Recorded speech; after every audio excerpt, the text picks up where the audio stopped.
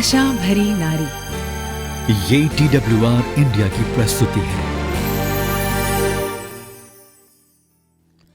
George मुलर 1800 के दशक के थे। वह एक मसीही सेवक, सुसमाचारक और ब्रिस्टल, इंग्लैंड में अनाथालयों के समन्वयक थे। वह अपने विश्वास और प्रार्थनाओं के लिए जाने जाते थे। उन्हें बिना किसी से आर्थिक सहायता मांगे 1,20,000 से अधिक अनाथ बच्चों की देखभाल करने का सौभाग्य मिला। उन्होंने यीशु के सुसमाचार को बांटने के लिए 42 देशों में जहाज से 2 लाख मील की यात्रा भी की। उन्होंने अन्य विश्वासियों को विश्व में होने वाली सेवकाई और परमेश्वर पर विश्वास करने के लिए प्रोत्साहित किया। जॉर्ज मुलर ने अपनी पत्रिका में परमेश्वर के उपाय के आश्चर्य कर्मों और सुनी गई प्रार्थनाओं को लिखा। उनकी डायरी में एक प्रसिद्ध घटना का उल्लेख किया गया है, जो इस प्रकार से है। एक सुबह जॉर्ज मुलर ने महसूस किया कि मेज पर सभी प्लेटें, कप और कटोरे खाली होने वाले थे। अलमारी में न खाना था और न खाने के लिए पैसे बाकी थे। बच्चे खड़े होकर नाश्ते का इंतजार कर रहे थे। एक उदास मुस्कान के साथ मुलर ने कहा, बच्चों, आप जानते हो कि हमें स्कूल समय पर पहुंचना चाहिए। फिर उन्होंने अपने हाथों को ऊपर उठाकर प्रार्थना की, प्रिय पिता, हम उस खाने के लिए आपका धन्यवाद करते हैं जो आप हमें देने जा रहे हैं। इसके तुरंत बाद दरवाजे पर दस्तक हुई। टाउन बेकर दरवाजे पर खड़ा था और उसने बोला, मिस्टर मुलर, मैं कल रात सो नहीं पाया। मुझे लगा कि आपके पास नाश्ते में खाने के लिए कुछ नहीं है और प्रभु चाहते हैं कि मैं आपको खाने के लिए कुछ दूं। इसलिए मैंने सुबह 2 बजे उठकर कुछ ताज़ी रोटियां बनाई और इसे आपके और बच्चों के लिए लाया हूं। मिस्टर मुलर ने बेकर को धन्यवाद दिया और जैसे ही उन्होंने दरवाज़ा बंद किया, दरवाजे पर दूसरी दस्तक हुई। यह दूध वाला था। दूध वाले ने कहा कि अनाथालय के ठीक सामने उसकी दूध की गाड़ी खराब हो गई है और वह बच्चों को अपने ताज़े दूध के डिब्बे देना चाहता है ताकि वह अपनी गाड़ी को खाली कर सके और उसकी मरम्मत करवा सके। उस सुबह कोई भी बिना खाना खाए स्कूल नहीं गया। जॉर्ज मुलर जानते थे कि परमेश्वर उपाय करेंगे, इसलिए उन्होंने खाना प्राप्त करने से पहले ही धन्यवाद दिया। ट्रांसवर्ल्ड रेडियो इंडिया के आशा भरी नारी कार्यक्रम के एक और एपिसोड में आप सभी का स्वागत है। मैं हूँ वाणी और मेरे साथ यहाँ पर मौजूद हैं शालिनी जी।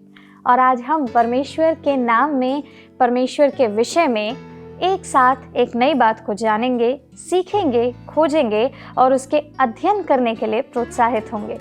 वाणी, जॉर्ज मुलर की ये वीडियो देखकर मेरी तो आंखों में पानी आ गया। कितने असामान्य तरीके से परमेश्वर ने उसके और उसके बच्चों के लिए उपाय और प्रावधान किए। जी हाँ शालिनी जी, आप बिल्कुल ठीक कह रही हैं। कभी कभी हम भूल जाते हैं कि सारी सृष्टि के परमेश्वर हमारे अब्बा पिता भी हैं और वे हमारे सांसारिक पिताओं की तुलना में हमारे अधिक देखभाल करते हैं।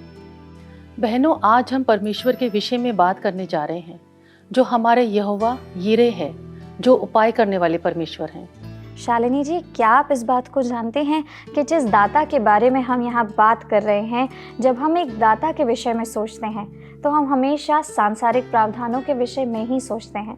जैसा कि हम कहते हैं, प्रभु ने हमें एक नई कार प्रदान की, या प्रभु ने हमारी कलीसिया को उस नए साउंड सिस्टम्स को प्राप्त करने के लिए एक साधन दे दिया है।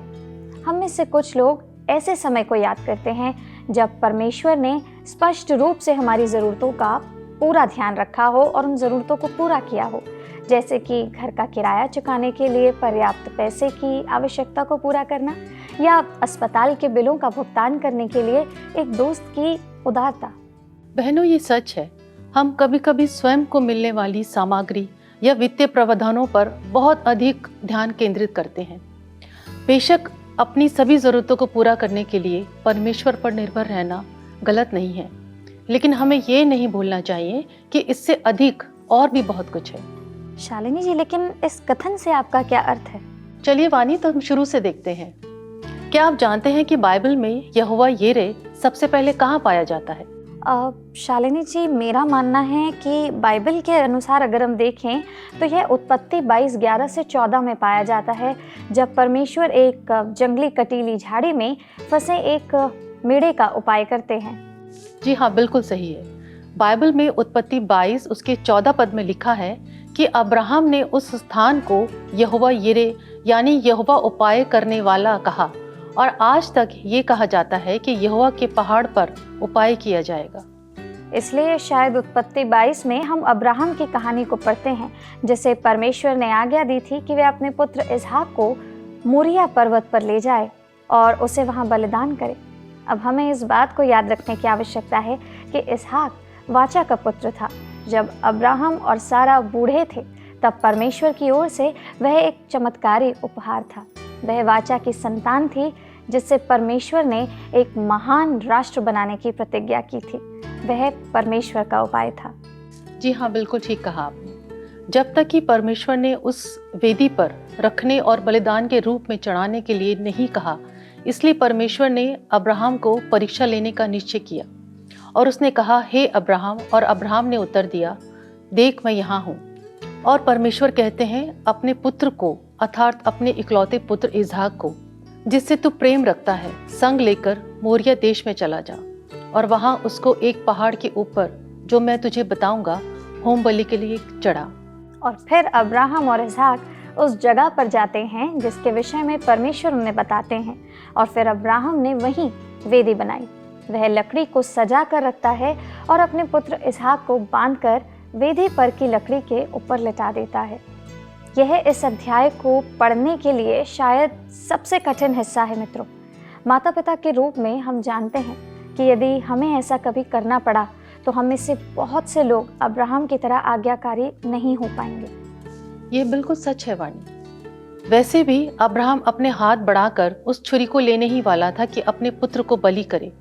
उसी क्षण, जी हाँ, उसी क्षण यहोवा के दूत ने स्वर्ग से उसको पुकार कर कहा, हे अब्राहम, हे अब्राहम। अब्राहम ने उत्तर दिया, देख मैं यहाँ हूँ। दूत ने कहा, उस लड़के पर हाथ मत बढ़ा और ना उसे कुछ कर, क्योंकि तूने जो मुझसे अपने पुत्र वरन अपने इकलौते पुत्र को भी नहीं रख छोड़ा, इससे मैं अब जान गया हूँ कि तू परमेश्वर का भय मानता है। कितनी राहत की बात है ना मित्रों। परमेश्वर का इस बात के लिए दिल से धन्यवाद हो। वास्तव में परमेश्वर का धन्यवाद हो, क्योंकि जब अब्राहम ने ऊपर देखा तो उसे एक मेढ़ा अपने सींगों से एक झाड़ी में फंसा हुआ मिला। तब उसने मेढ़े को लेकर अपने पुत्र के स्थान पर होम बलि करके चढ़ाया। अपने हृदय में आनंद और कृतज्ञता के साथ अब्राहम ने उस स्थान का नाम यहोवा यिरे रखा, जिसका अर्थ है यहोवा उपाय करेगा। मुझे यकीन है, बल्कि मैं कहूँगी मुझे दृढ़ यकीन है कि इस बात से अब्राहम को इतनी राहत मिली होगी कि उसे अपने पुत्र की बलि नहीं देनी पड़ी, और उसने मेढ़े को झाड़ी में फंसा हुआ देखकर यहोवा यिरे जरूर चिल्लाया होगा। निश्चित रूप से वह इस तथ्य की वजह से वास्तव में खुश था कि उसे अपने पुत्र को नहीं मारना पड़ा, और परमेश्वर ने सामर्थ्य रूप से उसकी प्रार्थनाओं का उत्तर दिया। उत्पत्ति 22:6 से 8 पद में लिखा है कि जब अब्राहम और इसहाक पहाड़ पर चढ़ रहे थे तो इसहाक ने अपने पिता की ओर मुड़कर पूछा, हे मेरे पिता। अब्राहम ने उत्तर दिया, हे मेरे पुत्र, क्या बात है? उसने कहा, देख हमारे पास आग और लकड़ी तो है, पर होम बलि के लिए एक भेड़ कहाँ है?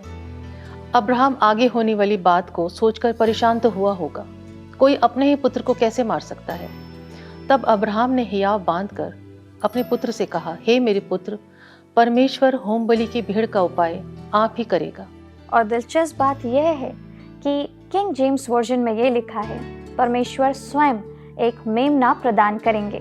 2000 वर्ष पहले परमेश्वर ने हमारे स्थान पर मरने के लिए मेमने के रूप में स्वयं को प्रदान किया। क्या आपको यह आश्चर्यजनक बात नहीं लगती? जी हाँ, ये मुझे बिल्कुल याद है। यह मुझे रोमियो 5:6 से 8 की याद दिलाता है, क्योंकि जब हम निर्बल ही थे तो मसीह ठीक समय पर भक्तिहीनों के लिए मरा। किसी धर्मी जन के लिए कोई मरे, यह तो दुर्लभ बात है, परंतु हो सकता है किसी भले मनुष्य के लिए कोई मरने का भी साहस करे। परंतु परमेश्वर हम पर अपने प्रेम की भलाई इस रीति से प्रकट करता है कि जब हम पापी ही थे तभी मसीह हमारे लिए मरा। जी हाँ शालिनी जी, बिल्कुल ठीक बात है। झाड़ियों में फंसा हुआ मेढ़ा क्रूस पर मरने वाले व्यक्ति को दर्शाता है। शायद आज हम अब्राहम की तरह सोच रहे हों कि हम भविष्य का सामना कैसे करेंगे। शायद हमें ऐसा लगता है कि जैसे हमारी दुनिया समाप्त होने वाली है। यदि ऐसा है तो हम आशा करते हैं कि जब हम यहोवा यिरे नाम पर ध्यान केंद्रित करेंगे, उस पर मनन करेंगे, तो यह कहानी आपको ज़रूर प्रोत्साहित करेगी। बहनों, परमेश्वर हमेशा उन सभी चीज़ों का उपयोग करेंगे जिसका हमें आवश्यकता है। हमारे मांगने से पहले ही वह हमारी प्रत्येक आवश्यकता को जानते हैं। बदले में वह केवल यही चाहते हैं कि हम उन्हें अपने जीवन में प्रथम स्थान दें। भजन संहिता 34 उसके 10वें पद में लिखा है कि जवान सिंहों को तो घटी होती है और वे भूखे भी रह जाते हैं, परंतु यहोवा के खोजियों को किसी भली वस्तु की घटी कभी ना होगी। आमीन। फिलिपियों 4:19 में लिखा है कि परमेश्वर हमारी हर एक घटी को पूरा करेंगे। लेकिन यहाँ ये नहीं लिखा है कि परमेश्वर हमारी सभी आवश्यकताओं को पूरा करेंगे। यहाँ एक छोटा सा अंतर है मित्रों। कई बार हमने इतना समय सिर्फ इस बात पर ध्यान केंद्रित करने में बिताया है कि हमारे पास क्या नहीं है, बजाय उन सभी आवश्यकताओं का आनंद मनाने के लिए जो परमेश्वर निरंतर रूप से हमारे जीवन में पूरा करते हैं। आइए आज उस आवश्यकता को लिखकर परमेश्वर को धन्यवाद दें जिसे वह हमारे जीवन में पूरा कर रहे हैं। आराधना और कृतज्ञता के कार्य के रूप में दैनिक रूप से सूची में बातों को ज़रूर जोड़िए। ऐसा करने पर हमें याद रहेगा कि परमेश्वर का वचन सत्य है और परमेश्वर आपूर्ति करना जारी रखेंगे। परमेश्वर की आपूर्ति के विषय में अच्छी खबर जानते हैं क्या है? अच्छी खबर यह है कि यह कभी समाप्त नहीं होगी। आइए बहनों, हम मत्ती के अध्याय 6 को देखें, जहां यीशु अपने चेलों से कहते हैं, अपने प्राण के लिए यह चिंता ना करना कि हम क्या खाएंगे और क्या पिएंगे, और ना अपने शरीर के लिए कि क्या पहनेंगे। आकाश के पक्षियों को देखो, वे ना बोते हैं, ना काटते हैं और ना खत्तों में बटोरते हैं, तो भी तुम्हारा स्वर्गीय पिता उनको खिलाता है। क्या तुम उनसे अधिक मूल्य नहीं रखते? जंगली सोसनों पर ध्यान करो कि वे कैसे बढ़ते हैं। वे ना तो परिश्रम करते हैं, ना काटते हैं, तो भी मैं तुमसे सच कहता हूँ कि सुलेमान भी अपने सारे वैभव में उनमें से किसी के समान वस्त्र पहने हुए ना था।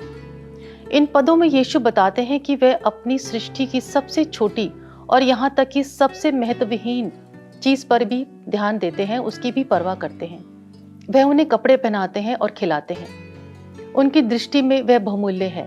तो हम उनके उपाय के विषय में चिंता क्यों करते हैं, या हमें उस विषय में चिंता क्यों करनी चाहिए? क्या हम उनके स्वरूप में नहीं बनाए गए हैं? क्या हम विशिष्ट रूप से परमेश्वर की संतान होने के लिए नहीं बनाए गए हैं? वह उपाय करते हैं जैसे हमारे सांसारिक पिता करते हैं, बिल्कुल वही चीजें जो उनके बच्चों के लिए बिना किसी हिचकिचाहट के और हमेशा सही समय पर सर्वोत्तम है। बाइबल में हम देखते हैं कि यीशु परमेश्वर के उपायों के दोनों पक्षों के विषय में बात करते हैं। एक तरफ वे हमारी भावनात्मक, आर्थिक, शारीरिक आवश्यकताओं का ध्यान रखते हैं और दूसरी ओर हमारी आत्मिक बातों का भी ध्यान रखते हैं। यूहन्ना 3:16 में लिखा है, क्योंकि परमेश्वर ने जगत से ऐसा प्रेम रखा कि उसने अपना इकलौता पुत्र दे दिया, ताकि जो कोई उस पर विश्वास करे वह नाश ना हो परंतु अनंत जीवन पाए। यीशु इसलिए आए कि हम जीवन पाएं और बहुतायत से जीवन पाएं। यूहन्ना 10:10 में कुछ इसी प्रकार लिखा है, और यह उपाय उनके पुत्र का उपहार दया से बढ़कर था। यह एक बचाव था, एक मूल्य, एक कर चुकाया गया था मित्रों। यह दोषियों यानी हमारे विकल्प के रूप में एक जन्मी सजा थी। वही परमेश्वर जो जंगली फूलों की चमक पर मुस्कुराते हैं और गौरैया के बच्चे को खिलाते हैं, उन्होंने अपने इकलौते पुत्र को पहले से किए गए पापों के लिए बलिदान के रूप में भेजा। यीशु अंतिम बलिदान थे, एक निर्दोष मेमना जो सभी पापियों को छुड़ाने और सभी पापों के लिए हमेशा का मूल्य चुकाने में सक्षम थे। यीशु परमेश्वर के सिद्ध और पूर्ण उपाय हैं, प्रत्येक व्यक्ति को गहरी आवश्यकताओं के उत्तर हैं।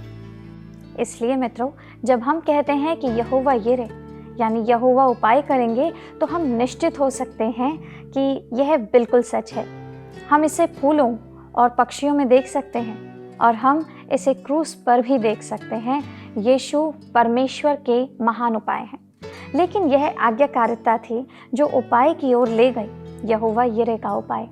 परमेश्वर ने तब तक मेढ़ा प्रदान नहीं किया जब तक कि अब्राहम ने कीमत की परवाह किए बिना परमेश्वर के प्रति आज्ञाकारी होने की इच्छा नहीं दिखाई। हमें प्रभु से उपाय मांगने की आवश्यकता कहाँ है? क्या हमारे जीवन में कोई ऐसी जगह है जहाँ हम परमेश्वर के उपाय की प्रतीक्षा कर रहे हैं, फिर भी हम उन कुछ सबसे बुनियादी चीज़ों को करने के लिए आज्ञाकारी नहीं हैं जो परमेश्वर हमसे चाहते हैं? वास्तव में हमें अपने भीतर देखने और स्वयं से प्रश्न पूछने की आवश्यकता है। शायद हम दोनों करने के लिए पवित्र शास्त्र में स्पष्ट आज्ञाओं के बावजूद उसके वचन का अध्ययन या प्रार्थना नहीं कर रहे हैं। शायद हम ज़रूरतमंदों के प्रति प्रेम और उदारता नहीं दिखा रहे हैं। शायद हमें अपने पतियों के प्रति सम्मान दिखाने या उन्हें क्षमा करने की आवश्यकता है जिन्होंने हमारे साथ बुरा बर्ताव किया है। परमेश्वर का उपाय तभी आएगा जब हम आज्ञाकारिता में आगे बढ़ेंगे और वह सब करेंगे जो परमेश्वर हमसे प्रत्येक इंसान के साथ करने के लिए कहते हैं। यहोवा यिरे की ओर से उपाय उनके बच्चों से आज्ञाकारिता का पालन चाहता है। दूसरे कुरिन्थियों 9 उसके 8वें पद में लिखा है, और परमेश्वर सब प्रकार का अनुग्रह तुम्हें बहुतायत से दे, जिसमें हर बात में और हर समय सब कुछ जो तुम्हें आवश्यक हो तुम्हारे पास रहे, और हर एक भले काम के लिए तुम्हारे पास बहुत कुछ हो। परमेश्वर आज हम में से प्रत्येक से कह रहे हैं कि हमें अपने भविष्य के विषय में चिंता करने की आवश्यकता नहीं है। परमेश्वर हमारे लिए उपाय करेंगे। परमेश्वर कल, आज, कल और हमेशा हमारे महान दाता रहेंगे। फिलिपियों 4:6 में पौलुस इन सुंदर शब्दों को कहता है, किसी भी बात की चिंता मत करो, परंतु हर एक बात में तुम्हारे निवेदन, प्रार्थना और विनती के द्वारा धन्यवाद के साथ परमेश्वर के सम्मुख उपस्थित किए जाएं। दोस्तों, हम सभी किसी न किसी तरह से संघर्ष करते हैं अपने जीवन में, लेकिन हमें इसे अपने ऊपर हावी नहीं होना देना चाहिए। हमें प्रभु पर विश्वास रखना चाहिए। जब प्रभु कहते हैं कि वे उपाय करेंगे, तो हमें उन पर विश्वास ज़रूर करना चाहिए कि हाँ, वो उपाय करेंगे। यह तब स्वीकार करना शायद सबसे कठिन हो सकता है, या एक कठिन बात भी हो जाती है जब हम अपनी नौकरी खो देते हैं। बिलों का भुगतान करने के लिए हमें पैसों की आवश्यकता होती है। हम चिकित्सा के बिलों के कर्ज में डूबे हुए होते हैं। दुख और समस्याओं से बार बार जीवन में निपट रहे होते हैं, लेकिन हम परमेश्वर के वचन और उनके वादों को ध्यान रख सकते हैं, याद रख सकते हैं। बहनों, यीशु हमें प्रोत्साहित करते हैं कि तुम प्रार्थना में परमेश्वर के पास जाएं और अपनी विनतियों को कहें। यह देखना आश्चर्यजनक है कि परमेश्वर अद्वितीय रचनात्मक तरीकों से कैसे उपाय करते हैं। याद रखें, वे हमें आशीष देंगे ताकि हम दूसरों के लिए आशीष बन सकें। जब मैं एक छोटी बच्ची थी, मेरे पसंदीदा पुराने नियम की कहानियों में से एक पाठ था जो कि निर्गमन 16:35 में लिखा हुआ है। यह इस विषय के बारे में है कि कैसे परमेश्वर ने इजरायलियों को जंगल में भटकते हुए मन्ना खिलाया था। मैं कम से कम एक दिन के लिए एक इजरायली बनना चाहती थी, ताकि मैं सुबह उठकर अपने पिता के डेरे से निकलकर टोकरी में कुछ मन्ना इकट्ठा कर सकूं। मत्ती के अध्याय 14 में 5000 को खिलाने के नए नियम की कहानी समान रूप से आकर्षक थी। मैंने कल्पना की कि मैं उस युवा लड़के के साथ थी जो अपना सब कुछ ले आया था। 5 रोटियां और 2 मछलियां, बस उतना ही था उसके पास। इससे मैं चकित हो गई कि कैसे यीशु के पास भीड़ को खिलाने के लिए लड़के के भोजन को बढ़ाने की सामर्थ्य थी। जी हाँ बहनों, मुझे पापुआ न्यू गिनी में एक महिला के विषय में पढ़ा हुआ याद आ रहा है। उसके घर पर 18 लोग अप्रत्याशित रूप से पहुंच गए थे। वह बहुत दूर से आए थे। वे शाम को प्रार्थना करने के लिए रुके और तभी सभी को भूख लगने लगी। इस महिला के घर में बहुत कम खाना था, इसलिए उसने अपने पास जितने भी चावल थे सब बना लिए और एक व्यंजन तैयार किया। उसने वह सब कुछ बना लिया जो कुछ भी उसके पास था, जैसे कि एक अंडा, एक मूली, एक प्याज। उसने यह कहते हुए प्रार्थना की कि हे प्रभु, चावल को बढ़ने दो, क्योंकि मैं जानती हूँ कि यह पर्याप्त नहीं है। चावल के कटोरे को सब तक पहुँचाया गया और प्रत्येक व्यक्ति ने उसमें से 1 चम्मच लिया और इसे मेज के चारों ओर घुमाया गया। सभी ने खाया और आश्चर्यजनक रूप से चावल का कटोरा दूसरी बार भी आगे बढ़ा सभी ने तब तक खाया जब तक कि उनका पेट भर नहीं गया। यह वास्तव में बड़े हुए चावल का आश्चर्यकरम था। सच में शालिनी जी, ये बिल्कुल आश्चर्यजनक बात है, लेकिन वास्तविकता यह है कि हमारा परमेश्वर ऐसा ही है। वह हमारे परमेश्वर ये रे हमारे अन्नदाता हैं। दूसरा राजा 4:42 से 44 में एक मनुष्य की कहानी है जो एलीशा के लिए जौ की 20 रोटियां और हरी बालें लाता है। एलीशा ने उस मनुष्य से कहा कि वह उन 100 मनुष्यों को खाना खिलाए जो वहाँ थे। वह मनुष्य संदेह करता है, लेकिन एलीशा दोहराता है, लोगों को दे दे कि खाएं, क्योंकि यहोवा यूं कहता है, उनके खाने के बाद कुछ बच भी जाएगा। और मनुष्यों ने तब तक खाया जब तक उनका पेट नहीं भर गया और उसमें से कुछ बच भी गया। फिर दूसरा राजा 4:1 से 7 में एक गरीब विधवा थी जिसने अपने पति को खो दिया था और लेनदार उसके 2 बच्चों के कर्ज चुकाने के लिए दास के रूप में लेने आ रहे थे उसके बच्चों को। एलीशा ने उससे पूछा कि उसके घर में क्या है, और वह उत्तर देती है, मेरे पास तेल की एक कुप्पी है। एलीशा उसे अपने पड़ोसियों से बर्तन उधार लेकर आने के लिए कहता है और वह सब ऐसा ही करती है। अपनी एक कुप्पी के तेल से वह तेल उंडेलती रहती है। उधार के सब पात्र भर जाते हैं। तेल की चमत्कारी आपूर्ति से, उस बिक्री से उसके बच्चे दासत्व से बच जाते हैं और उसका कर्ज चुका दिया जाता है।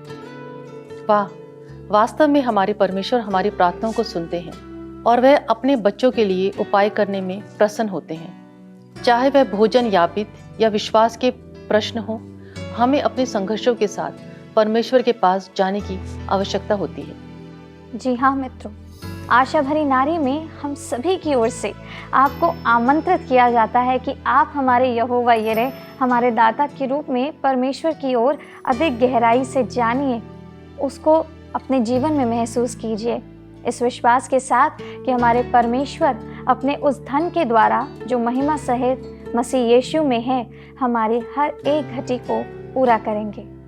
तो बहनों, परमेश्वर अगले हफ्ते तक आप सबको आशीष दे। और अगर आपको आज का कार्यक्रम पसंद आया हो तो स्क्रीन पर आ रहे नंबर पर हमें मिस कॉल जरूर दीजिएगा। प्रभु आपको आशीषित करे।